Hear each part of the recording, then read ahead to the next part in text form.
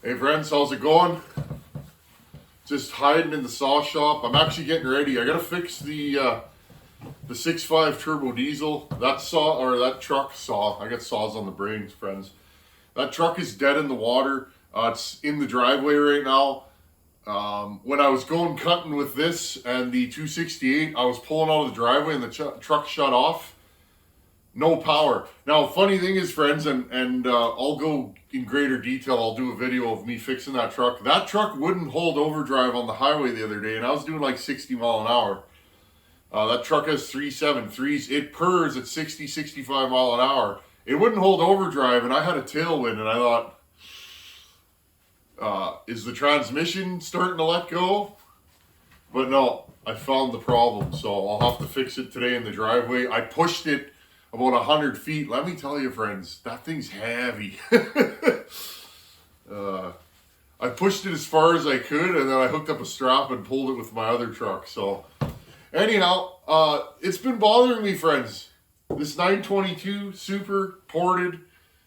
This saw ran horribly, what is that, a day or two ago when we went cutting. You guys saw the video. It had lots of power, but it felt underpowered. Now, I know a lot of you guys would probably laugh at that. Some of these saws that I do on this channel are kind of silly.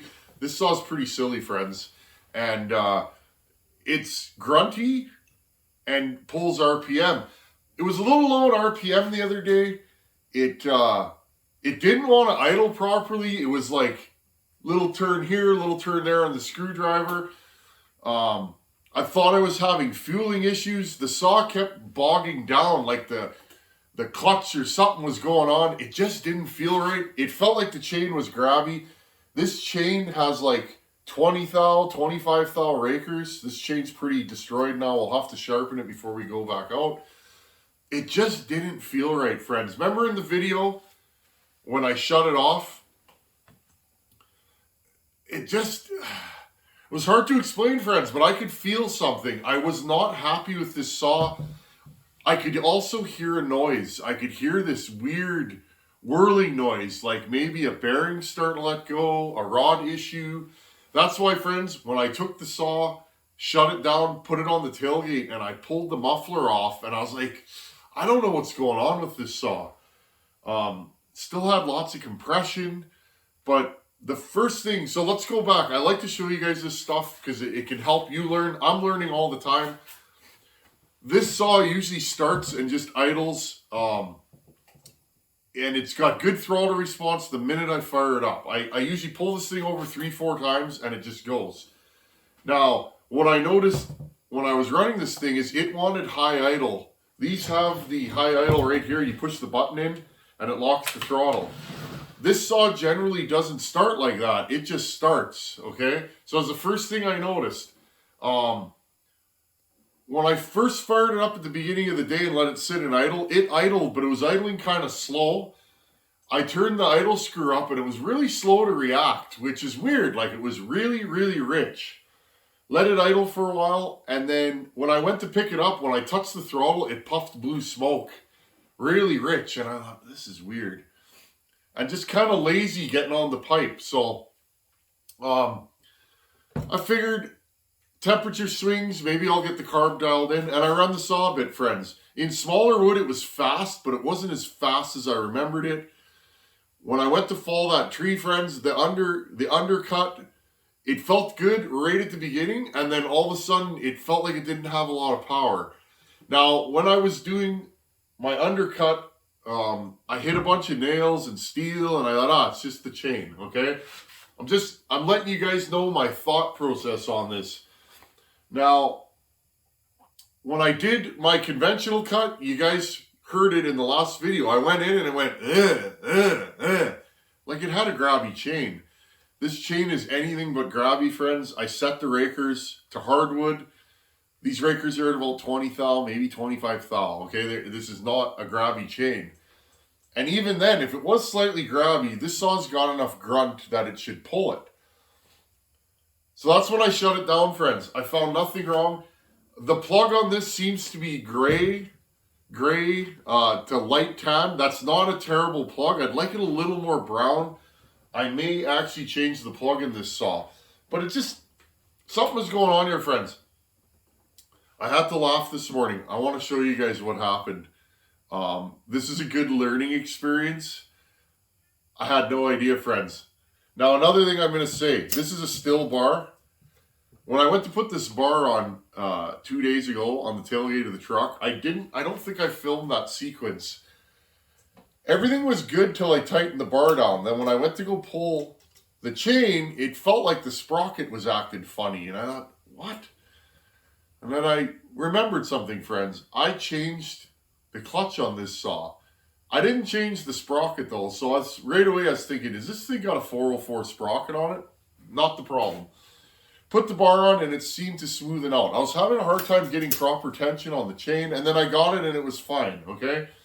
Chain was nice and loose and everything was good. I'm going to bring you guys in close here. I want you to see what happened. I found why the saw is running so funny. Thank you to everybody that was mentioning the duckbill valve. This one flows out, but not, you know, it seems to be fine. It's not plugged or anything. It seems to be working. I tried a different cap.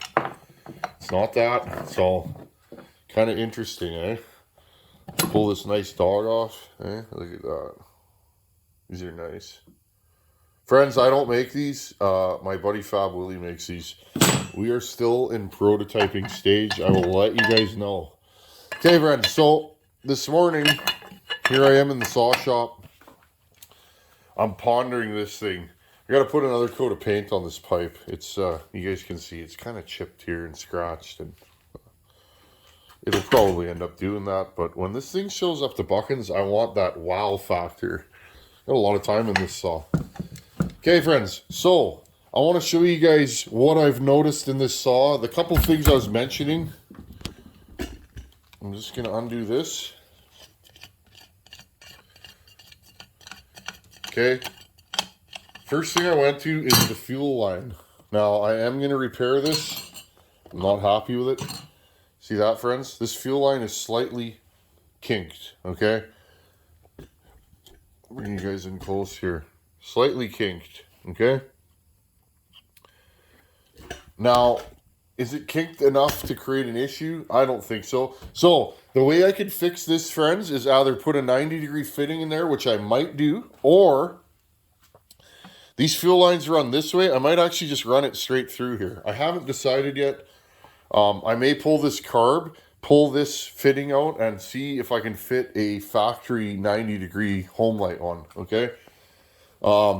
This is just a random carb from my bin. I did a bunch of work to it to make it fit, and everything's good. Okay, so yesterday, friends, I noticed that this fuel line was kind of kinked, but the saw seemed to run fine until I really started working it. So I don't think it's that. Excuse me, friends. Now, the spark plug in this saw, I want to give you guys a better look at that spark plug. Okay? Now, I have seen this before. When you really turn a saw up, let's have another look at this plug. Okay, let's undo this. We're all learning together, right, friends? No secrets on this channel. This will always be the channel of learning. Let's pull this back out. The spark plug's a little light for me, okay? But yet, there's no deposits. It doesn't look like it's detonating. It is really light tan. It looks gray on this video, but it's light tan. This is a BPMR6A. I might see if I can find a 1 heat range colder plug for this saw, okay? I don't hear any detonating. I don't see any signs. Detonation, you'll get deposits on the tip of the spark plug. I don't see any of that, so I don't think it's that, friends. I don't think it's an ignition issue. If I had an ignition breaking up, it would be, the plug would be fouled usually, right? This plug's clean as a whistle. It is a little on the light side though. Even though this saw doesn't run rich or lean, the saw runs rich, okay?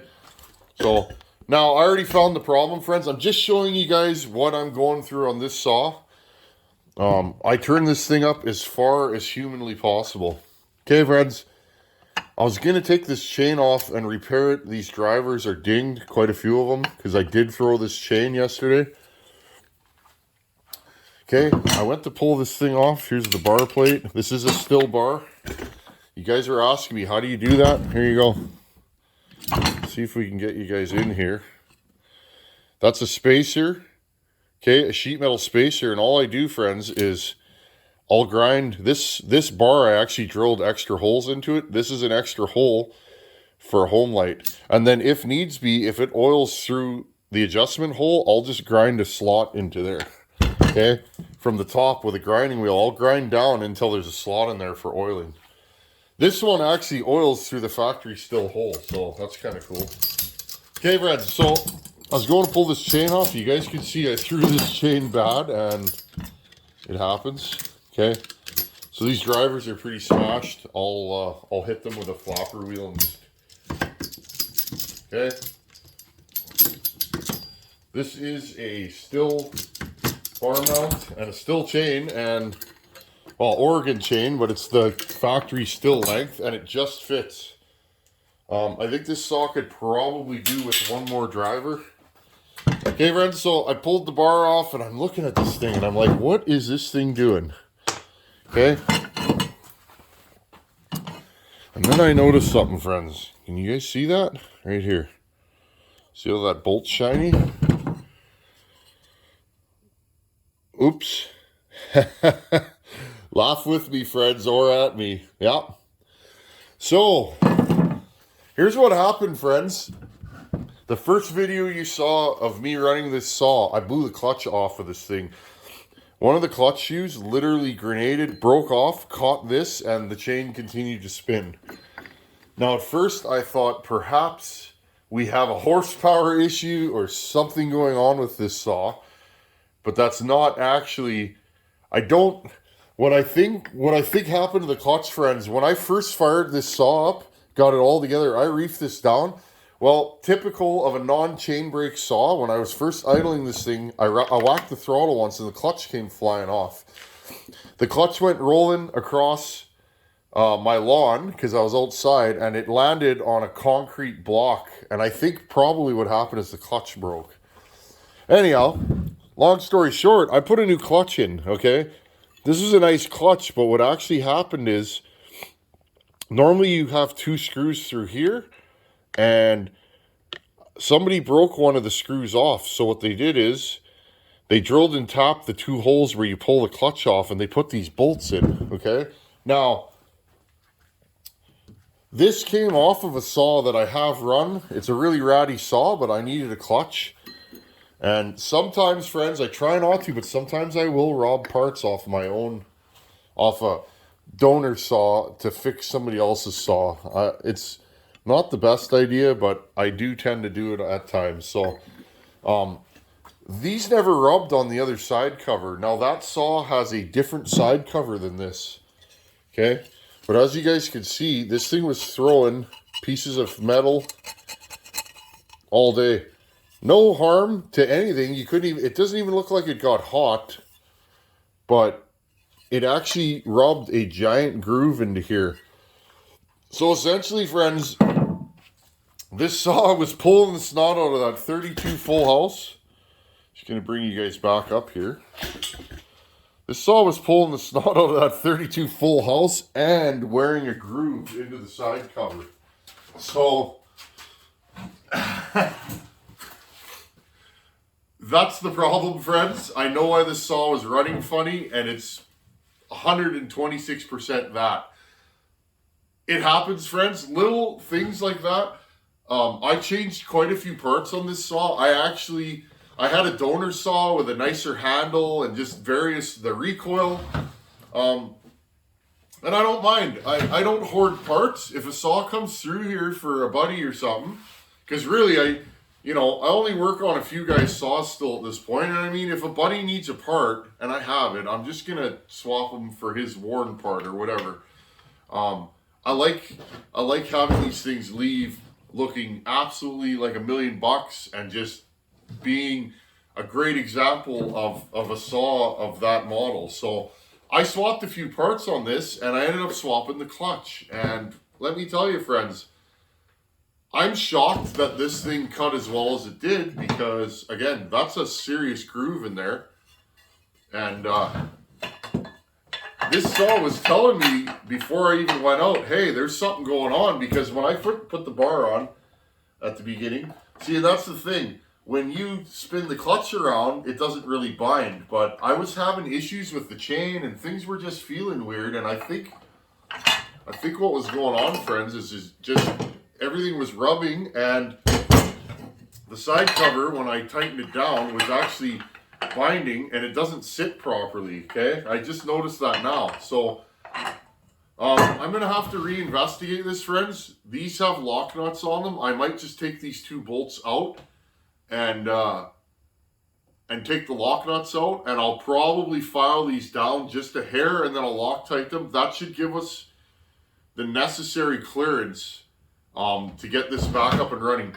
If not, I do have another 922 that has a better clutch than this. I couldn't get the clutch off, friends. So I spent an hour or 2 trying to remove the clutch on my other 922, and I couldn't get it off. So I ended up installing this clutch and just leaving it the way it is. So that's funny, isn't it? It is what it is. And I think what was going on is I thought the saw was being position sensitive, but actually, now that I think about it, if I'm cutting upside down and there's some side load on the bar, I'm putting different load on the clutch, and that's probably just enough to change the load on this. So I'll probably do it on video or show you guys, but what I'm going to do is I'll have to remount the bar and chain, and then what I'll do is I will remount the side cover, and I'm going to have to look from underneath and see how much clearance I need and see if I can get the appropriate clearance. Nothing wrong with this clutch, but somebody broke one of the bolts that hold this dust cover. This cover's there, I'm guessing, so that the spring can't walk off. So it has to be there. So I'm guessing somebody broke a bolt years ago. They drilled and tapped the removal holes and put these 2 5/16 bolts in, is what's going on. So kind of funny, eh, friends? The mystery is solved. Sometimes you get a saw that you just can't figure it out. I've had a few on this channel where you just keep messing with the saw month after month, and you just can't figure it out. You ask your buddies, you try what they say, and this was one of those saws. Last night, it was really bothering me, friends, because this saw ran. This saw ran as good or better than a stock saw. It was just easy to live with.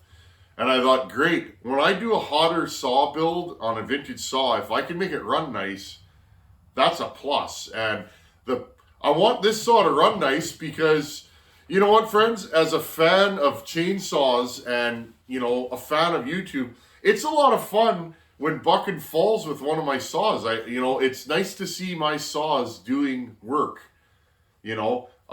Cutting cookies is one thing, but having a saw doing actual work is what I'm all about. So this saw runs like brand new, and it starts and idles and tunes easy. That's the kind of saw that will probably be used to do work. So I was kind of not heartbroken, but I was kind of sad that it's like, oh, maybe this saw isn't as turnkey as I was hoping. But no, I think I found the problem, friends. So anyway, I got to go fix the 6.5 Turbo Wood Weasel. I'll set you guys up under the truck, and we can cringe together. Hopefully I don't get any fuel on me. I ruptured the fuel line again, friends. So it is what it is. And again, I think I'm going to try a different plug in this saw and just see what it does. I don't hear any pinging. There's fuel in the pipe after I'm done running it. The saw 4 strokes nicely. The saw doesn't seem to be getting too hot, so I'm not super worried. Light gray to tan is actually a good color. In chainsaws, we tend to go more to chocolate brown. I prefer a little darker brown, but this thing is kind of light tan, which often can be super clean running, super efficient. But again, I'd like it a little on the richer side. So we'll kind of have to wait and see. We did put a bigger carb on this, and it does... if you need a bigger carb, friends, on your saw, the one way to know is you'll have a microscopic area of tuning on the high jet a lot of times. It'll be really hard to keep the saw in the sweet spot. And often that means you're overcoming the fueling capability of a carb, and you need a bigger carb. That carb has more of a range of adjustment than the factory carb or a smaller carb. So this thing runs perfectly. It tunes nice. I can get tons of fuel to it or not as much. So it's hard to say. The only other thing I may try is stuff a smaller diameter pipe in this exit and see if maybe the saw needs a little bit more back pressure. It's hard to say, friends. It wouldn't take much to cut this pipe flush and just put a little sleeve in there and tack weld it in and see. So I want to get this thing sent out, but it has to be right. Nothing leaves this shop until it's right, and that's my motto. And sometimes it hurts when a saw doesn't run properly and you got to play with it more. But I think the key is, if you're building saws for people, friends, is honesty. If you have a problem with a saw, pick up the phone, tell the guy, hey man, I'm doing my best, but you know, this is going on or that's going on. More often than not, friends, people will understand. And I think the key is to just be open and honest. When I have a problem with a saw, I'll call the owner right away and say, hey man, I got this problem. I'm not sure what it is. I'm going to try and figure it out. And you go from there. So anyhow, friends, I'm glad I found something. It's funny. You gotta laugh. These power saws are so much fun. If they were easy, I wouldn't work on them. I'd get bored right away. This stuff can be very challenging. Anyhow, friends, thanks for watching. Take her easy, and make sure your clutch isn't rubbing your side cover, because that'll rob you of about 2 horsepower. Later.